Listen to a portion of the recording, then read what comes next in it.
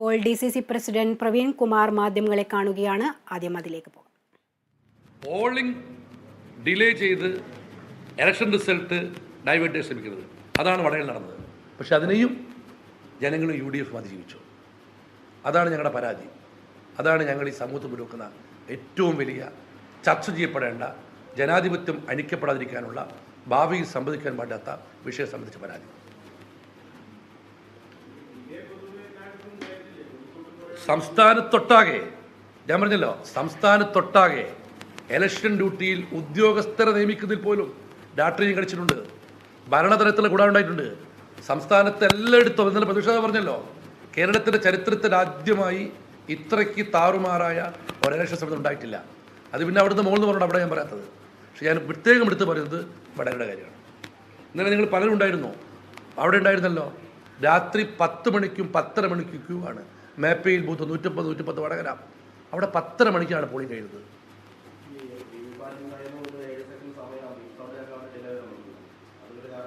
ഞാൻ ചോദിക്കട്ടെ, അങ്ങനെയാണ് എല്ലാ ബൂത്തിലും വരണ്ടേ? അത്രയേ ഉള്ളൂ. അല്ല, VVPAT ഏതാണ്ട് എല്ലാ, ഞാൻ മറ്റൊരു കാര്യം പറയാം. ഓക്സിലറി ബൂത്തിൻ്റെ രൂപീകരണത്തിന് എണ്ണം കുറച്ചിരുന്നു. ഞങ്ങൾ അന്ന് ആവശ്യപ്പെട്ടതാണ്. ഈ VVPATലതും മെഷീനിൽ ശബ്ദം വരാൻ വൈകുന്നതും ഒരു ബൂത്തിലല്ലോ, ഏതാണ്ട് ഒരേ നമ്പർ ഓഫ് ബൂത്ത് വോട്ടേഴ്സിലെ ഒരു ബൂത്തിലുള്ളത്. പിന്നെ ഇങ്ങനെ ചില പർട്ടിക്കുലർ ബൂത്തിൽ മാത്രം ബാധിക്കുക. എടച്ചേരിയിലെ 1-ാം നമ്പർ 2-ാം നമ്പർ ബൂത്ത് CPM രാജ്യത്തിൻ്റെ ബൂത്താണ്. 1342 വോട്ടർ പേരുള്ളത്. അതേ വോട്ടർമാരാണ് വടകര 150 ഉള്ളത്. എടച്ചേരിയിൽ പ്രശ്നമില്ല, വടകരയിൽ പ്രശ്നം. അതെന്താ?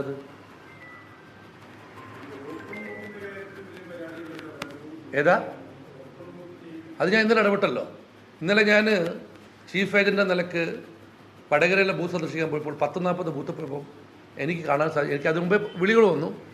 അതായത് എന്നെക്കാളൊക്കെ ചെറുപ്പമായ നല്ല ആരോഗ്യമുള്ള ആളുകൾ ഓപ്പൺ വോട്ടിന് ക്യൂവിൽ നിൽക്കുന്നു. എനിക്ക് നേരത്തെ കോളുകൾ വന്നു. ഞാൻ ബൂത്ത് സ്ഥലത്ത് ഞാൻ എൻ്റെ നേരിട്ട് കാണുകയാണ്. 10-20 ബൂത്തുകളിൽ 10, 21, 22 ആളുകൾ പൂർണ്ണ ആരോഗ്യഗ്രഹത്തായ, കണ്ണിനും കാതിനും കുഴപ്പമില്ല ആളുകൾ ഓപ്പൺ വോട്ട് ചെയ്തിട്ടുണ്ട്. കാരണം ഇത്തവണ സ്വന്തം പാർട്ടിയിൽ നിന്ന് വോട്ട് ചോരുന്നുള്ള ആശങ്കയുണ്ടായിരുന്നു CPM. ആ ആശങ്കകളുടെ എല്ലാവരെയും ഇത്തിരി സ്ഥലത്തേക്ക് വോട്ട് ചെയ്ത് നോക്കിയതാണ്. അപ്പോൾ ഇടപെട്ടു. കോഴിക്കോട് കലക്ടർ അതിൽ മാതൃകാപരമായി ഇടപെട്ടു, വളരെ നല്ല ഇടപെട്ടു. പിന്നീട് നടന്നത് വളരെ സുതാര്യമായിട്ടാണ്. എന്നിട്ട് പോലും ചില പാർട്ടി ഗ്രാമത്തിലെ, ഉദാഹരണത്തിന് വളയത്തെ ചൊഴി എന്ന സ്ഥലത്തെ ബൂത്തിൽ ഒരു CPM കാര്യം പറഞ്ഞത്, ഇവിടെ കലക്ടർ എന്നുള്ള നിയന്ത്രിക്കുന്നത്, ഞങ്ങളാണ് തീരുമാനിക്കുന്നത്, ഇവന് കണ്ണ് കാണൂല, അങ്ങ് ചെയ്തേക്ക് വോട്ട് ഇല്ല, അടിച്ച് കാലം കൊടുക്കുന്ന പറഞ്ഞു. അപ്പോൾ ഇതൊക്കെ പറയാത്തത് നമ്മുടെ കയ്യിൽ നേരിട്ട് തെളിവില്ല. അത്രയ്ക്ക് മോശകരമായ കാര്യങ്ങളാണ് മുമ്പ് നടക്കാറ്, ഇത്തവണ നടന്നു. പക്ഷെ ഇത്തവണ അതൊക്കെ സഹിക്കാം. ഉദ്യോഗസ്ഥ തലത്തിൽ, ഭരണതലത്തിൽ നടന്ന ഗൂഢാലോചനയാണ് ഞങ്ങൾ ആകെ അത് ഞങ്ങൾ മാത്രമല്ല, ജനാധിപത്യത്തിൽ വിശ്വസിക്കുന്ന കേരളീയ പൊതുസമൂഹത്തിൻ്റെ മുമ്പിലുള്ള ഏറ്റവും വലിയ നാളുകളിലേക്കുള്ള ആശങ്കയാണ്. അതുകൂടി അട്ടിമറിക്കപ്പെട്ടാൽ നമുക്ക് ജാഗ്രതയില്ല. ഇത്തവണ നമ്മൾ അതിജീവിച്ചു, എല്ലാ കാലവും അതിജീവിക്കുന്നില്ല.